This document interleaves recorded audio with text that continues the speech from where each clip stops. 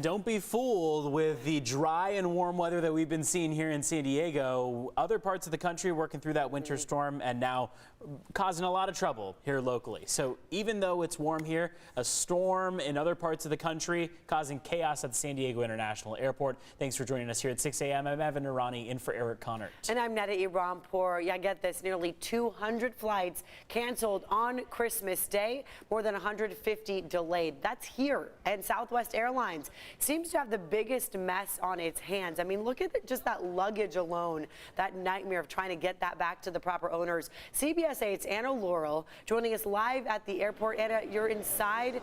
I can't believe how many people are there at this hour. What are they dealing with?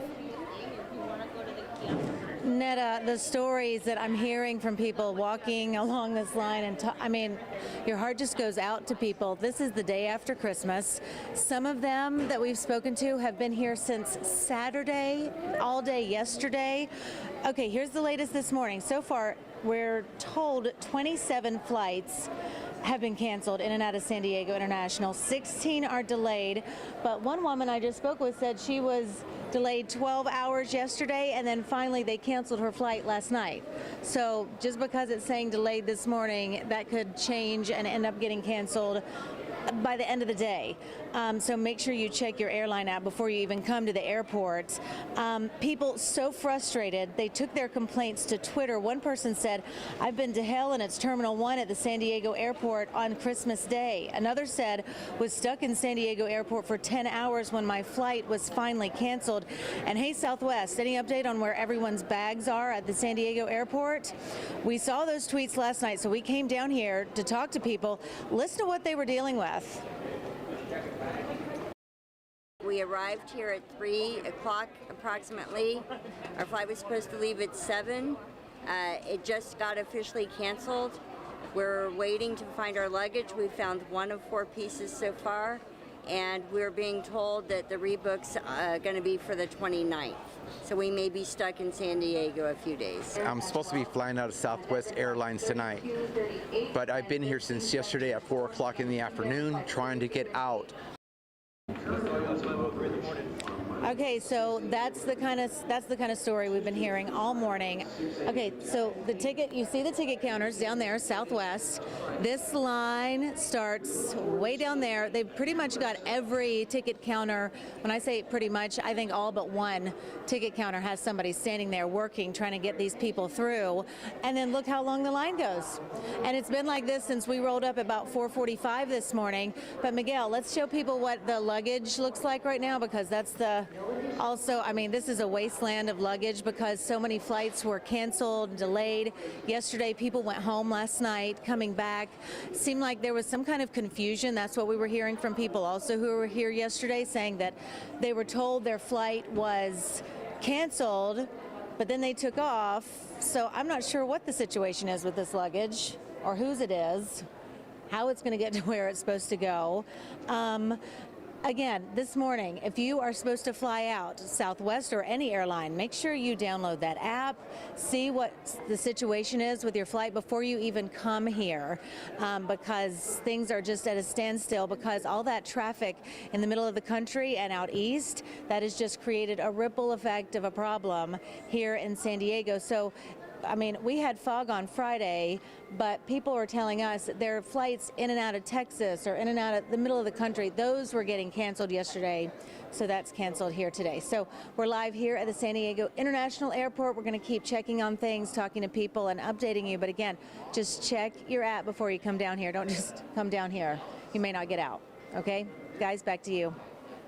Anna Laurel, thank you very much. We'll check in just a bit. Meantime, that winter storm hitting much of the country has now turned deadly. It brought freezing temperatures and dangerous conditions to millions of Americans over the weekend. Take a look. These are some icicles that formed at a car wash in Texas. So far, the storm has been blamed for at least 38 deaths nationwide. Buffalo, New York was hit especially hard with at least 11 deaths now confirmed. Jared Hill reports. Even the snowplows in Buffalo, New York needed a rescue as the dig-out continues from a massive winter storm that the state's governor says has been nothing short of a battle. We are in a war.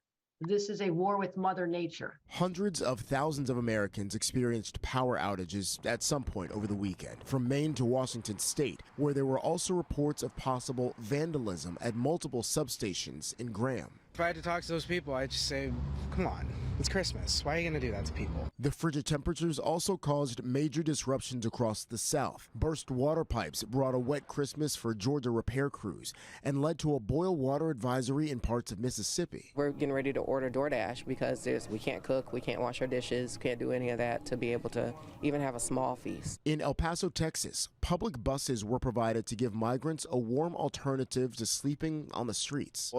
They allowed us to get inside the bus and stay warm throughout the night, and a lot of people went inside the bus because it was too cold. Travel nightmares also continued throughout the weekend at the nation's airports. I got a text saying that I was rebooked. When I tried to change it, it said that I needed to call the maintenance line or whatever, and they actually didn't answer. More than 9,000 flights were canceled or delayed in the U.S. on Christmas Day, according to FlightAware. Jared Hill, CBS News, New York. All right, we also want to get to some of our other headlines that we're following this morning. One man is in the hospital now after his car flipped over into the backyard of an Oceanside home. Yeah, look at what happened here. This is somebody's backyard. It was just after 7 last night on Ocean Village Way. First responders found this truck flipped onto its roof, the tires upward. So it's resting against the back patio door of this house. Police say the driver had to be taken to the hospital with non-life-threatening injuries and is expected to be booked on DUI-related charges once released from the hospital. Nobody else was hurt. And this morning, a massive 3-alarm fire is under investigation after it tore through an apartment building under construction, injuring firefighters and destroying property in Pacific Beach on Christmas morning. This happened at Hornblende and Jewel Street around 1 a.m. yesterday. 2 firefighters have minor burn injuries but are expected to be okay. 3 homes were damaged as well as some parked cars. The whole car is melted. It looks like a burnt marshmallow. It was white, now it's like brown and black. And my whole light's like all melted. Definitely like disappointed that my car is all like messed up, but I'm just like happy no one's hurt. Power lines also went down, which caused an outage in the area, but electricity has since been restored. I can't believe what happened to cars from that intense heat. This morning, a major pipeline that delivers gas to San Diego from the Los Angeles area shut down due to a leak. So crews discovered it Tuesday night near a golf course in Cerrito between Long Beach and downtown LA. The pipeline operator Kinder Morgan tells CBS 8 that crews are working around the clock to fix that leak. In the meantime, they're using alternate resources to keep gasoline stocked here in San Diego County. Kinder Morgan expects repairs to be finished by next weekend. Well, today is the start of Kwanzaa. This is a 7-day-long celebration of Black history and culture. Each of the 7 days represents one of the principles of Kwanzaa. So here are the principles: unity, self-determination, collective work and responsibility, cooperative economics, purpose, creativity, and lastly, faith. Celebrations run through New Year's Day. The World Beat Cultural Center in Balboa Park is holding events throughout the week. A lot of fun ones to turn up to. Today's celebrations include a live hip-hop performance by the Junkyard Dance Crew. That'll start at 6:30 p.m.